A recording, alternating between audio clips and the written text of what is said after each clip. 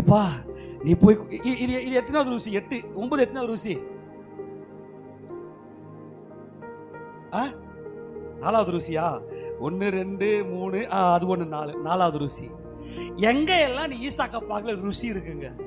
ஏன்னா என் கர்த்தர் பட்சபாதம் இல்லாத தேவன், நித்திய இளைப்பாறுதலை, நித்திய சந்தோஷத்தை, நித்திய சமாதானத்தை கொடுக்கிறவர் தான் என் கர்த்தர்.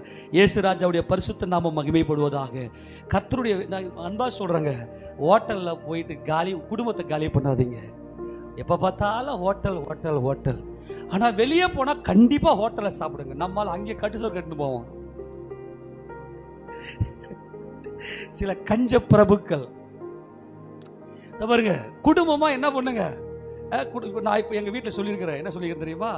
இப்போ நாங்கள் வீட்டில் வேதம் வாசிப்போம் இல்லையா குடும்ப ஜெபத்தில். இப்போ லூக்கா வாசிக்கிறோம். ஆதியாகமத்தில் அப்படியே லூக்கா ஒரு நாளைக்கு குடும்ப ஜெபத்தில் ஒரு ஆள் வந்து 3 வசனம் வாசிப்போம். அப்போ ஒரு நாளைக்கு 5 பேரும் இருந்தோம்னாக்கா வீட்டில் 15 வசனம் வாசிப்போம். அப்படி வாசித்து வெளிப்படுத்த விசேஷம் முடிக்கும் போது நம்ம ஜாலியாக போயிட்டு சந்தோஷமாக வெளியில் போய் நம்ம சாப்பிட்லாம் அப்படின்னு சொல்லியிருக்கிறேன். ஆமென் சொல்லாமா? கவனிங்க, கண்டிப்பாக வெளியே போயிட்டு குடும்பத்தோட வெளியே போயிட்டீங்கன்னா ஒரு நாள் நல்லா சாப்பிட்டுவாங்க. ஆனால் மீதி நல்லா குடும்பம் பண்ணுங்க. எதுக்கு எடுத்தாலும் ஹோட்டல். நாக்கு அதான் சொல்கிறேன், மாம்சம் அல்ல நான் பேசுறது, இது ஸ்பிரிட்டில்